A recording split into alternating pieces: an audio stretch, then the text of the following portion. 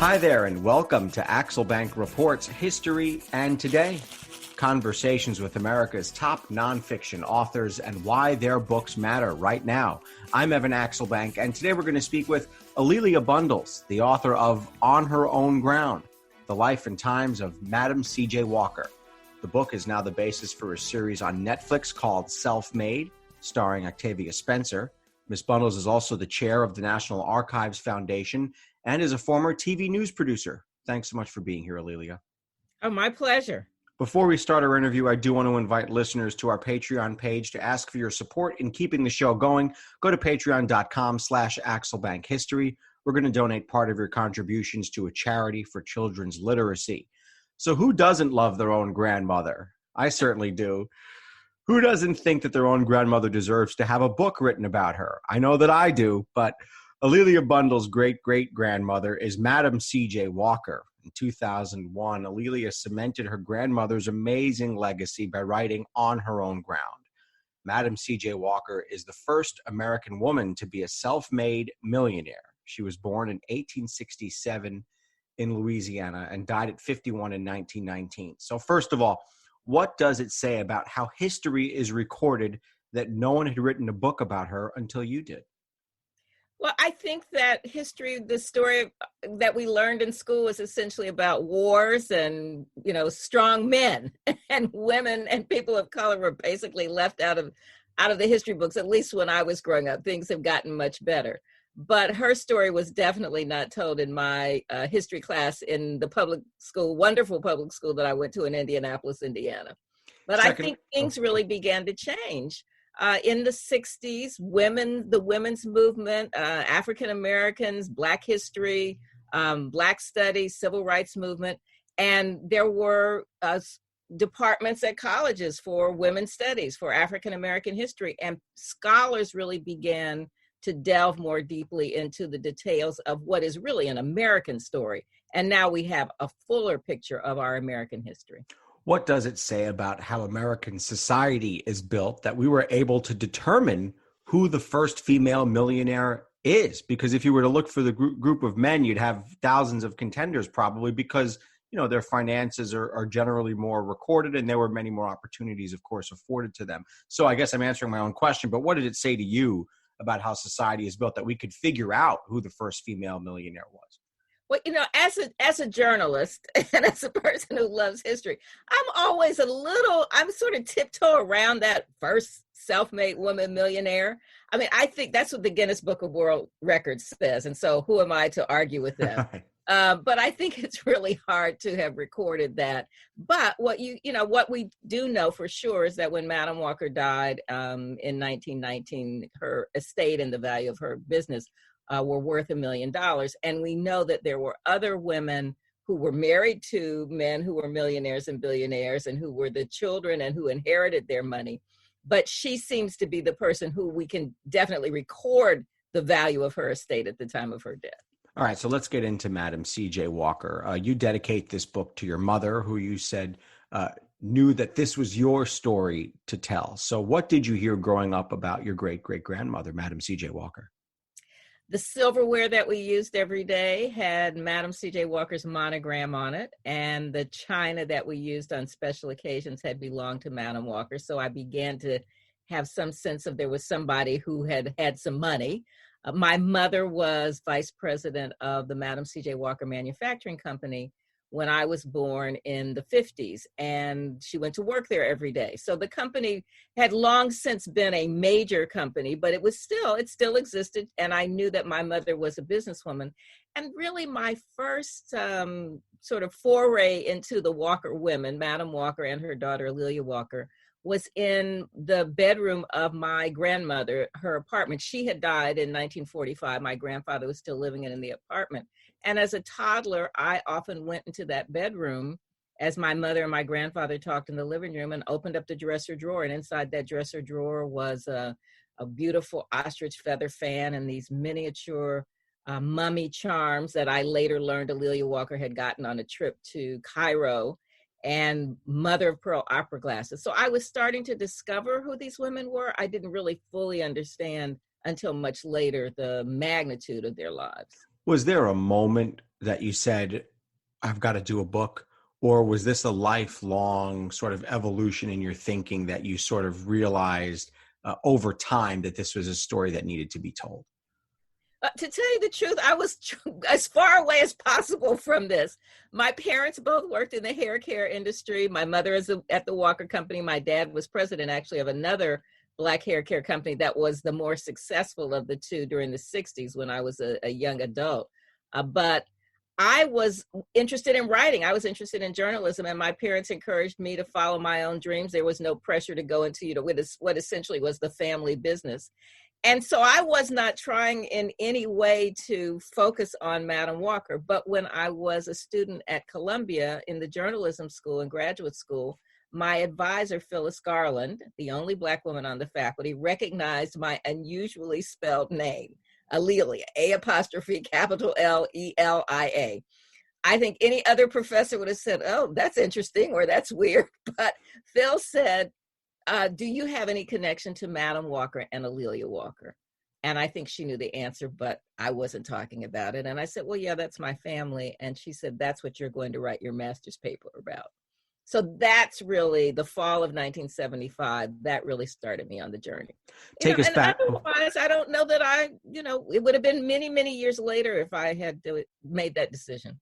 There's nothing like a professor's incisive question, isn't there? They're so smart, and they see things that we've already seen, but they make sure we see them real close and clear.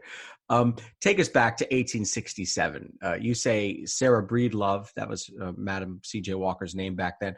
Sarah Breedlove, you say, was just another Black baby destined for drudgery and ignorance. But to her parents, who were once slaves, she symbolized hope. Why hope? First child born free in her family. Her parents and older siblings had been enslaved on the plantation in Delta, Louisiana, owned by R.W. Birney. They were really, as we know, Reconstruction and the aftermath of the Civil War, Black people were working as sharecroppers. Their lives had not changed measurably, really, from the time of slavery, except they weren't legally enslaved. But there still was a great deal of hope in that generation that they might own property, that their children might get educated. Her family minister had been elected to the state Senate in Louisiana. So there was this sense of possibility for that generation, and she was that child who symbolized that for her family. Talk about where she was born and why that place is important and extraordinary. I couldn't believe reading it, so tell us about it. Well, I feel like the planets aligned. As hard as her life was in the beginning, it provided so many opportunities for storytelling for me. The plantation where she was born, the Birney plantation, had been one of the most prosperous areas in America because it was so great for growing cotton. It was 90% Black because you needed a lot of Black bodies to pick that cotton, to plant that crop. And that meant that when the Civil War ended, the population was still there. That gave a great deal of political power to African Americans who were living there. But it also had served during the Civil War as the staging area for Grant and Sherman during the siege of Vicksburg. Siege of Vicksburg is like Gettysburg. They happened around the same time.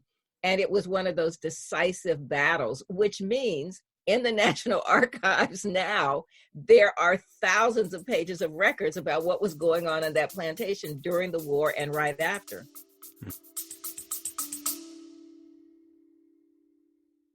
Baking from our childhoods just sticks in the memory, doesn't it? We never set off on holiday without piles of Tupperware. And there'd always be Bakewell slice, flapjacks, and tray baked scones in the boot. Do you not do that, Lisa? Yeah, no. Sadly, I do not stack the Tupperware in the back of the car when we go off on holiday. Oh. Welcome to Small Ways to Live Well, a new podcast from the Simple Things magazine. Season 2 is a pick-me-up tonic that helps us make the shift from winter to spring. A 6-week suggestion box full of things to note, notice and enjoy about the season. Search for Small Ways to Live Well on your podcast app.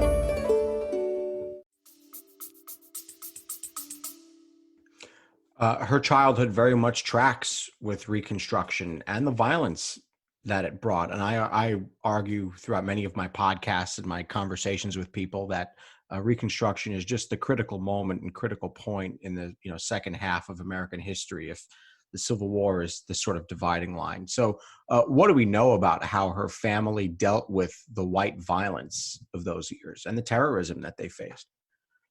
Yeah, definitely it was ground zero. Louisiana was in the center of the backlash to Black political power. So there were riots in New Orleans. There was racial violence in the parish where she was born. Her family minister actually was chased out of Madison Parish by the Ku Klux Klan because he was advocating civil rights and advocating political power for the people in his community. And her brothers followed along not too long afterwards when her family minister was chased out, and then they ended up moving to St. Louis. By this time, both of her parents had died. Really, we think of just of natural causes. There are no death certificates for people during that period of time. But it was first an area that had political power when Black men could vote and they were elected to office, and then the racial backlash and violence against their right to vote really disenfranchised them and took away that right to vote. And so you said that she moved to St. Louis, where she works as a domestic servant. Ultimately, she does, as you said, she gets married at 14 and then is widowed. At 22 was when she moved to St. Louis. And so what did St. Louis offer her both in practical matters and in inspiration? Yeah, St. Louis was the big city, and the Mississippi River was the avenue of opportunity. So her plantation was on the Mississippi River, like many other people. It was really one of the first major migrations of African Americans. Her brothers, with the family minister, had moved to St. Louis in 1879, 1880 during a migration movement called the Exodusters. And this happened with sort of a few years, just long enough after the Civil War where it was clear that sharecropping was always going to cheat you out of everything. So people just kind of lined up on the banks of the Mississippi River, really in the same way that we see people trying to leave Central America now. There was violence, there was, no economic opportunity, and her brothers were part of that Exodusters exit from the area in Louisiana and ended up in St. Louis. Some people went on to Kansas and Nebraska and Oklahoma, where we know that there were a lot of Black settlements, but her brothers stayed in St. Louis. And that was key for her because after her husband died, she knew she wasn't going to move back in with her sister and cruel brother-in-law, as she said. But her brothers had been there for about a decade, and they had established themselves as barbers at a time when Black men dominated the barbering trade. And their barbershop was very near St. Paul African Methodist Episcopal Church. And the history of the AME Church is that it embraced new migrants and educated Black people when it was illegal for us to read and write before the end of slavery. And she benefited from her brother's status in the community and from the women in the church who reached out to her and began to give her a vision of herself as something other than an illiterate washerwoman. And you write that she simply gets sick of this backbreaking work of washing people's clothes. And I can just imagine someone staring down at these clothes day in and day out, and you're working hard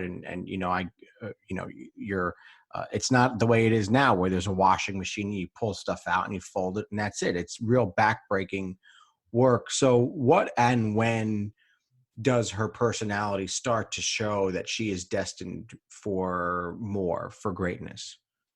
I can see that there, especially these women in the church. Jessie Batts Robinson was a school teacher who I see now very much as a mentor of hers, who began to expose her to other things. She had a good enough voice that she could sing in the choir.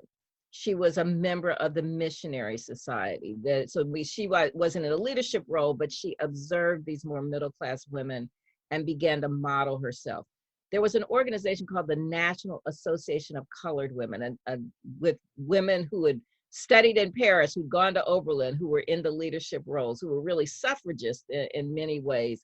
And they had their national convention in 1904 during the World's Fair at her church. So she was seeing these role models around her. her second marriage to a man named John Davis was ending. She knew that she had to change her life, inspired as it is, as many parents often are, because they want their child's life to be better. And she began to do the things, to take the steps to make sure that she was going to educate herself and that she was going to create more opportunity for herself. What happens to her hair, and how does that set her towards looking for a solution? And she doesn't just look for a solution, she dreams one. At least she says she dreams one. So what does this tall tale, if I may say that, reveal about the power of marketing? So, Evan, I just have to say, I love you for reading so carefully. Oh. This means a lot to me. Well, I was reading it and I was like, hold on. She dreamt this? That is, wait, what? And then it was almost like I was thinking about my dad telling me stories about Paul McCartney waking up with songs in his head that would go down on paper. But I was like, boy, this isn't, and then I was like, oh, okay, this is what she was using to market it. And marketing is marketing, right? You gotta get it out there. Look, I, as you say, she said she had a dream, and I would not question that. Because I believe the dream. Yeah. Even Einstein said that part of the theory of relativity came to him in a dream. But I think that generation of women, especially in cosmetics, her contemporaries like Helena Rubinstein and Elizabeth Arden, they all had these secret formulas that only they knew, when in fact these formulas were easily analyzed. And in her case, this formula for her wonderful hair grower was really centuries old. You can see it in ancient times, a little concoction of a heavy grease base like Vaseline with sulfur as a curative that healed the scalp infections that people had because people wash their hair very seldom. Therefore, they had bad dandruff and bad scalp infections. But tell us what had happened to her hair. Yeah, tell us what happened. So Sarah Breedlove, washerwoman struggling, is losing her hair. And she says, I was so ashamed of my frightful appearance that I prayed to the Lord for a solution. And one night in a dream, a big African man appeared and told me what to mix up for my formula. Some of the ingredients came from Africa. I sent for them. I applied them to my scalp, and my hair began to grow back faster than it had ever fallen out. So that is the story as she told it. There are some other things going on. There were a couple of products already on the market. Cuticure is somewhat similar. If you wash your hair more often and you apply an ointment with a curative like a sulfur in it, your scalp will be healthy, your hair will grow back. She also had a competitor, Annie Malone, for whom she sold products that were very similar for about a year and a half. She moved to Denver to get away from this second husband. And while in Denver, she became a cook for a man named Schultz, who owned the largest pharmacy west of the Mississippi River. And he saw she was selling these products. I think she and Annie Malone, her competitor, had a falling out. And Schultz said, this is a really basic formula. I can analyze it for you. I can help you. You want to add some more things. You want to tweak this. You want to tweak that. So she pulled all those things together. Her dream, products already on the market, selling products for a while for Annie Malone. Her brothers were barbers, and the help of a pharmacist. But it was her genius for marketing that took her to the next level. This is a quick aside, and I may have less authority to ask a question about this than anybody in the world, but what does her focus on hair reveal about Black women and how their identity is shaped? And again, I'm not speaking from a position of strength and for many reasons on this question, but how would you answer that? You know what? It is an absolutely perfect question because it is so integral to identity. In America, where the standard of beauty is European, there has always been a great deal of pressure and a great deal of anxiety among African Americans, not just about skin color, but about hair texture. And this was something that Black women were made to feel inferior. And you sometimes look at these 18th century, 19th century pseudoscience books, and it would say people of African descent, their hair is like wool, therefore they are more like animals. So it was used against us as a way to cite inferiority. So she was very conscious of that. And it was at a time when she was developing this product, 90% of African Americans lived in the South, mostly in the rural South, didn't have indoor plumbing, didn't have hair care products. And as people were becoming more urban, they wanted to affect a more modern, more urban, more sophisticated look. And so this coincided with the development of her company and the growth of her company. So she was criticized by some people for saying, you're trying to straighten your hair, trying to make yourself look more European. But in fact, she was focused on growing hair and women who wanted to have some versatility and styling. And we see that now when you walk down the street and you see everything from straight hair, short hair, dreadlocks, natural hair, processed hair, falls, wigs, hair extensions. It is the full gamut now. But women ultimately want versatility. So how does she start this business? We get the idea of what she's got, but how does the business start to grow? What does she have to navigate as a woman in this field, as an African-American woman in the business world? How do things get rolling here business-wise? When she moves to Denver, she is still selling Annie Malone's products, but within about 5 months, she starts on her own. And her good friend, Charles Joseph Walker from St. Louis, who was a newspaperman and knew something about advertising, moves to Denver. They get married, and she begins to brand herself as Madam C.J. Walker.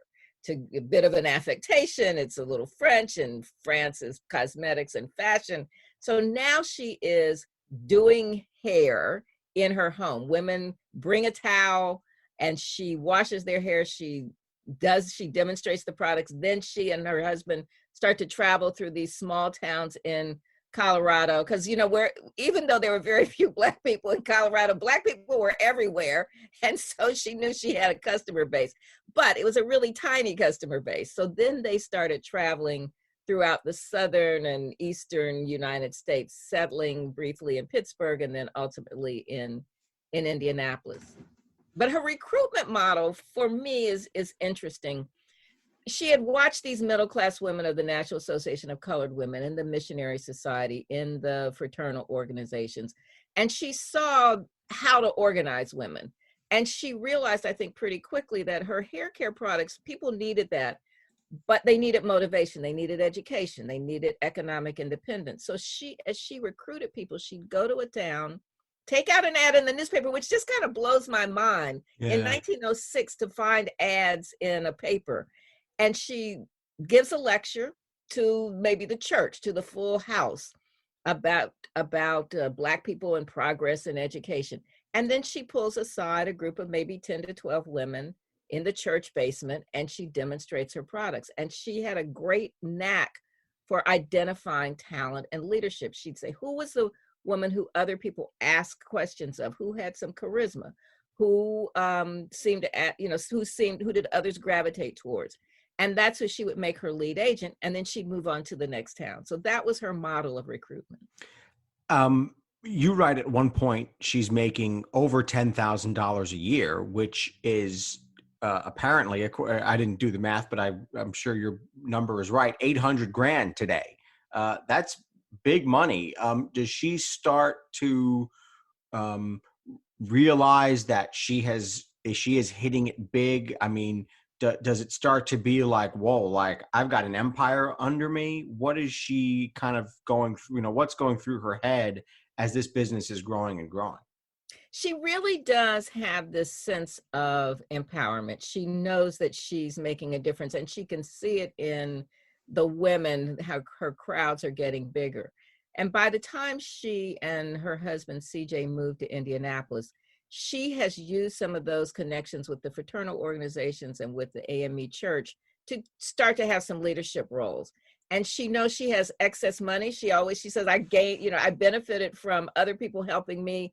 It is my obligation. It's my privilege to help others. And so as she began to make money, she saw opportunities to give back. And some of those opportunities became very high profile incidents for her where that catapulted her to the next level.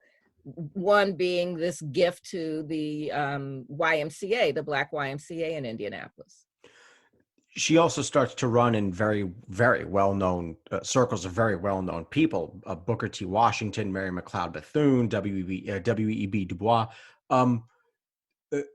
There are so many names that she's kind of involved in, but she never sort of loses sight of the political moment that she's living through either. And she protests lynching, and as you just mentioned, the YMCA in Indianapolis. I mean, she takes on a number of causes. So what is in her and in her background that makes her realize that this world is not just about the money that I can pile up? Yeah, because it really could have been she could have just been about the money. And she said in a speech, I love cars and nice houses and fur coats. Who does? But I love to use a part of what I make to help others. And I think because she had been the recipient of so much kindness and generosity from others, she really saw this as an opportunity to give back. And the spectrum of friendships, it ranged across the Black political spectrum, because Black people, as we know, are not monolithic. So Booker T. Washington was more conservative, but very powerful. W.E.B. Du Bois was more progressive, more radical. Ida B. Wells, her good friend, was a major suffragist and an anti-lynching advocate. Mary McLeod Bethune. So she was able to have friendships across the spectrum. And she knew that her own story, coming from cotton plantation, not being formally educated, but being able to employ other women, was powerful in motivating other people. Talk about how she goes and protests lynching. I thought that was the most striking moment. This is at a moment in America where the Klan is beginning to rise again. There have been several iterations, of course, of it. And lynching is a cause that she takes on very much head on. And it just struck me that she was born at a time where there were so many lynchings happening, political lynchings in the South.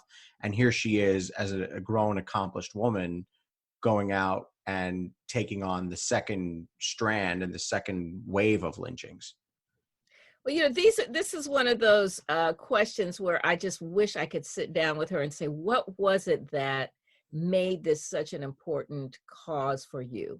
And as a biographer, you try to stitch things together. And so in my mind, I imagine that some of the things she observed as a child with her family minister, with her brothers in that community, planted some of those seeds, that she had seen things that made her particularly attuned to this.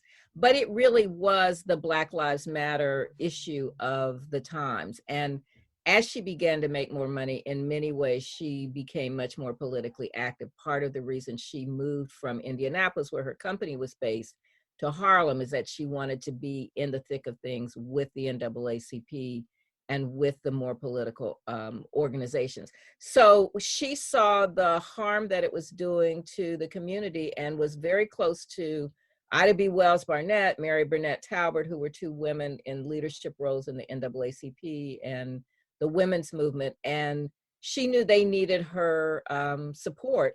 And she began to write checks to the anti-lynching movement. The largest gift that she gave, $5,000, she pledged to the NAACP's anti-lynching campaign shortly before she died. But the other thing that I think is really critical for this, she had lived in St. Louis from late 1880s to 1905. In 1917, the summer of 1917, there was a horrible riot in East St. Louis where more than 36 African Americans were killed, just attacked and killed. And she knew that community, and that became a galvanizing moment for African Americans, I would say, as nationally known as the George Floyd murder. And there was a big march in New York. 10,000 African Americans marched up Fifth Avenue with signs and protests, the silent protest parade. And she had been one of the organizers on the executive committee for the NAACP. So she did, as you say, she seized the moment. She was fully aware of the power of a moment like that to be able to galvanize people around a cause. There are two more business questions I want to ask. One of my favorite writers says, a genius is someone who sees something that no one else does. Aside from the product, what did she see about business that no one else did?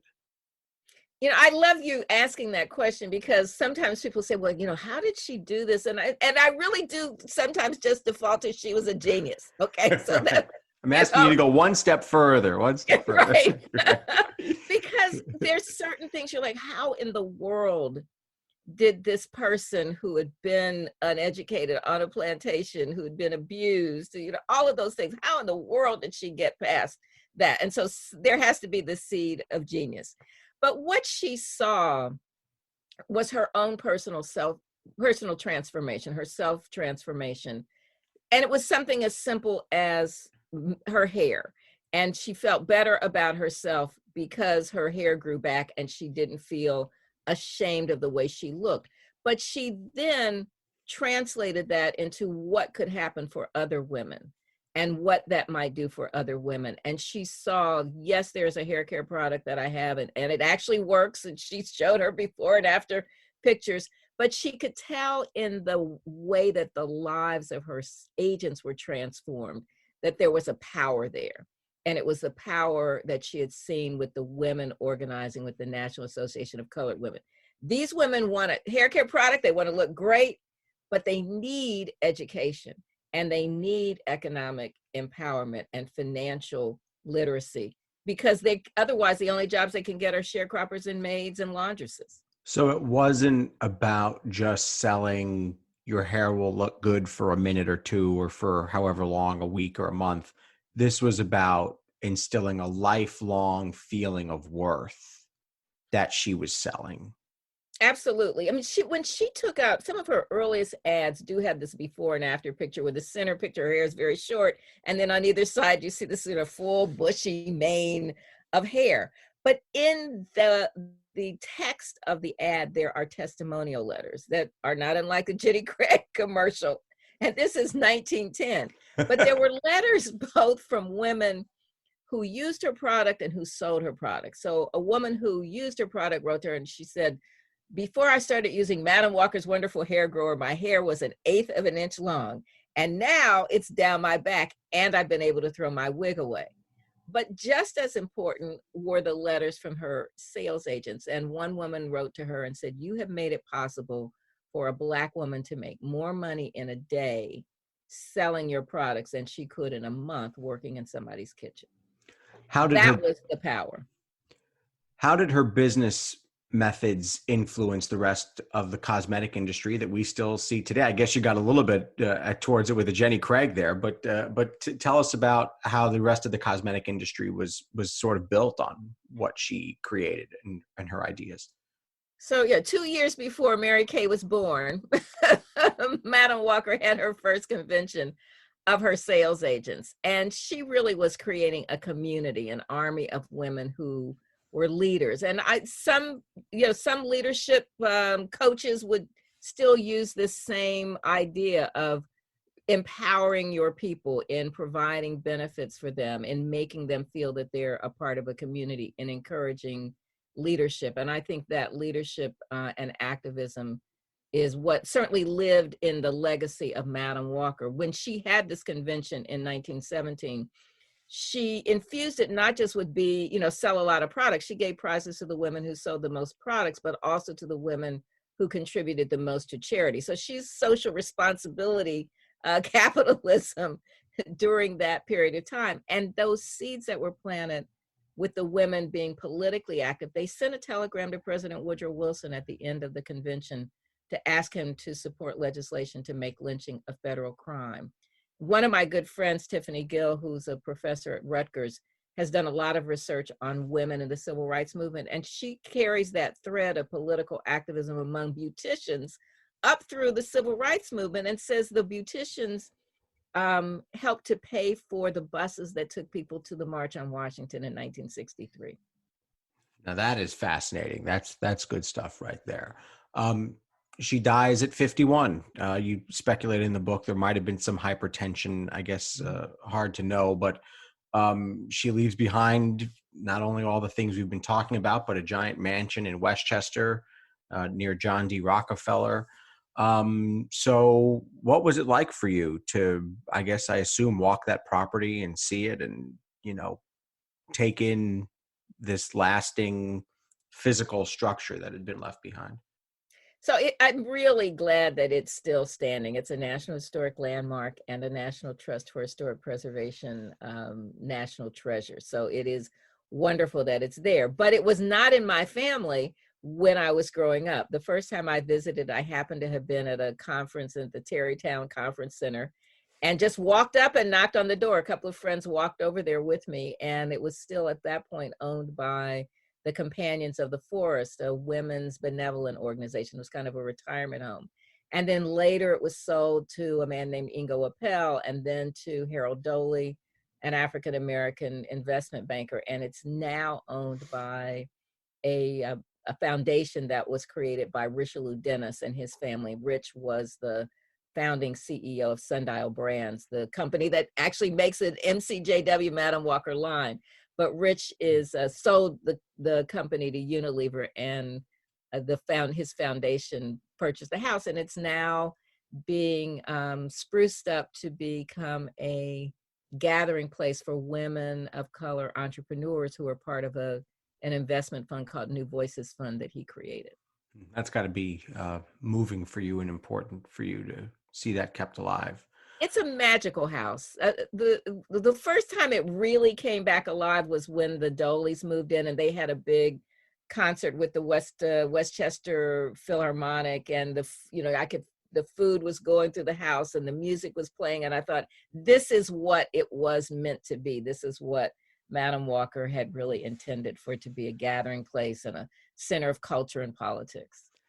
You can listen to the story, you can read the story, and you can also watch the story. Tell us how the Netflix series came about. Sure. So Self-Made, starring Octavia Spencer, is inspired by my nonfiction book, but it is very much a work of fiction. It's very Hollywood. And of course, Octavia Spencer is fabulous, and she really brings Madam Walker to life. But my book was optioned, and it's the Hollywood story of how that happens. And then, the writer often is kind of, thrown out the window. See ya, thanks. Tell a story. Right. So that happened, but it does mean, as I say, Octavia was great. And I'm really glad that more people know Madam Walker's name, and some of them are reading the book now. Is there someone today who's carrying on the legacy, even if they don't realize that they are? There are dozens of people. It really is amazing to me, the explosion of cosmetics and hair care products by women of color, and by women in general, but especially by women of color. Many of them being supported by the New Voices Fund, founded by Richelieu Dennis. So that's full circle for me. But there are so many people who are successful in this space who have told me, or who've done interviews, and they say they are inspired by Madam Walker's example. So it is happening, and it's not just in the beauty space. There are women who are CEOs of corporations, or who have started their own businesses in all kinds of other arenas. So I'm really pleased that Madam Walker is an inspiration for lots and lots of people. You mentioned your mother and the influence that she had on you. How did what you heard as a child match the reality once you did the research? These stories, I knew the story that Madam Walker told in the company biography, born in Delta, Louisiana, orphaned at 7, married at 14, a washerwoman till she was 38, a millionaire when she died at 51 in 1919. That was really the basic story. And I knew that my mother went to work every day and worked hard and, was very involved in community activities. But the real research came about in part because my grandfather saved so many original documents and papers and photographs, and I had those. but also because a woman who had been Madam Walker's secretary, Violet Reynolds, had gone to work as a teenager in 1914, had marshaled more than 40,000 documents, historical records, and those things were sitting in the what's now the Madam Walker Legacy Center in Indianapolis, just the building's almost crumbling around her at that point. And those papers we donated to the Indiana Historical Society. So that became the basis for my research. And now those have been digitized and are part of a really major exhibit on Madam Walker. But it's the combination of, I heard some family stories, but we didn't really sit around the table talking about Madam Walker. But there were things that my grandfather had saved, and then this incredible body of records that the Walker Company was able to keep. Is it easier or more difficult for Black women in America today to start their own business and become millionaires? Well, it's probably easier now than it was for Madam Walker. But I think anybody who looks at that venture capital space knows that women get less than 2% of venture capital funds. So it is challenging for women to be heard and to be taken seriously and to get the needed capital. And I think especially right now when we're seeing with the pandemic, people who were kind of on an upward trajectory with their businesses are facing a lot of roadblocks, and things have been stymied. But there are other people who are figuring out ways to take advantage of this moment and capitalize on it and do a good service. So, I mean, I think it's just more difficult for women to get that money that helps them move up to the next level, that helps them scale up. We should say that my dad has done a project with Alelia also when it comes to Woodlawn Cemetery, which is where Madam C.J. Walker is buried, and Alelia has been there. And so I just want to ask, when you go to the gravesite, what do you say to her? You know, I really smile because she's given me such a gift. You know, I will have to say that while Madam Walker was a millionaire, I did not inherit millions and I did not have a trust fund, but I have inherited an amazing story and the opportunity to inspire others and to encourage others to reach for their goals. That is a great gift. Alelia Bundles, author of On Her Own Ground, The Life and Times of Madam C.J. Walker. Thank you so much for joining us. Thank you. Certainly check out that book and also Alelia's Twitter page at Alelia Bundles and also her website, aleliabundles.com.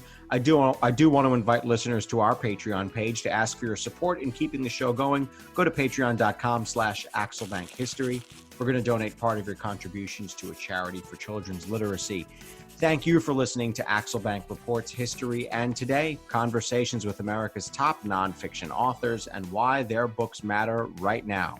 Be sure to check us out on Facebook, Twitter, and Instagram at Axel Bank History. We update those with clips from the show, guest announcements, and book recommendations. We'll see you next time. Thanks.